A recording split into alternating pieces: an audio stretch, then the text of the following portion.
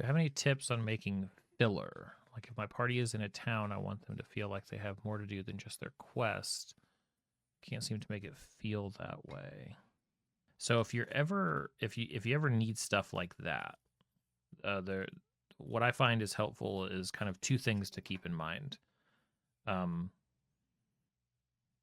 on the one hand, what is the one key thing that's unique about where they are, right? So if it's a town, like I have an elven town that's in a forest and they're completely walled off. Their security is their number one priority. So I've got walled off town. And the party is there to find and light this shrine. They're lighting a flame. But I'm just like you. I want to populate. Okay, how do I put cool stuff in here that, like, what do I do? Well, I'll make a list of my players and the types of things that each of those characters and players is interested in. So if I have, one of those characters is a druid, it's like, okay, so what kind of druidic interest stuff is specific to this? Ooh, okay, so if it's a walled off space, there's probably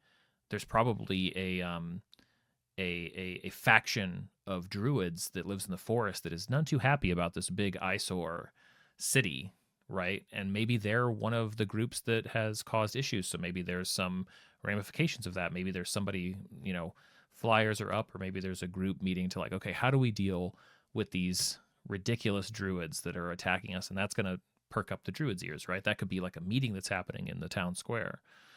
Another one of my players is a fighter, always looking for new swords. I'm like, okay, well, very defensive town. They probably have a really good weaponsmith, or maybe I spend some time with like, what are these characters? Where did they come from, and what makes their weapon shop unique? Because that's going to catch that character's eye. What else? The rogue at the time is just like obsessed with finding information about dragons. Okay, well, I'll make a facet of this forest kind of dragon oriented in some way. Maybe there's a dragonborn that's running a shop, or maybe there's a threat of a dragon. Maybe that's what's been attacking the town lately. So all I'm suggesting is take the thing that's unique and use the characters to sort of kind of find the juncture point and fill out interesting stuff.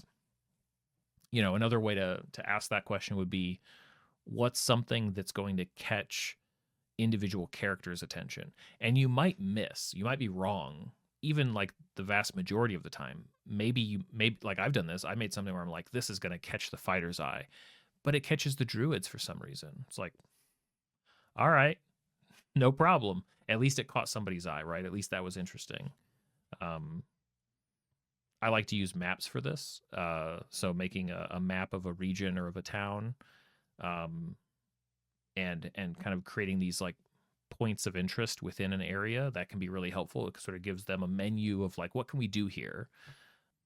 There should also probably be ramifications. There should be NPCs attached even on the periphery to whatever the quest is. So if they're coming into town, in my example, because there have been reports of strange stuff going on and people being spotted that shouldn't be allowed inside the city, or maybe there's illegal stuff and they're trying to figure out like, we need an outside source to investigate our guards because we think somebody can't be trusted. That's probably going to reverberate through the entire forest town. That's probably going to cause prices to go up, maybe some businesses to shutter. And every NPC that they interact with is probably going to give the players a different sort of vibe check on what's going on. It's going to have a different opinion on it. And depending on what the quest is that your party's going on, that could actually create maybe some NPCs are more friendly towards the party, or even just challenge the party's perspective on whatever they're doing. Even something innocuous. It's like, oh, you're here to help. You're here to help who? Oh, yeah, that idiot. I'll tell you what I think about him. And it's like, oh, wait, should we be helping? And you find out that like, well, listen, if you decide to sabotage that guy's thing over there, I'll give you a half off of anything at my weapon shop, right? And it's like, oh, shoot, now we've got a real decision to make.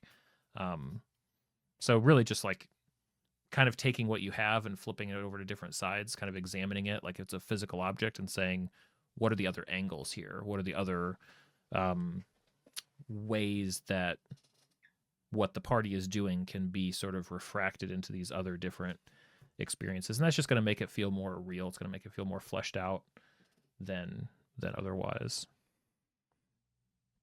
And that's yet another one of those things that you just, I think, get better at the more experience you gain.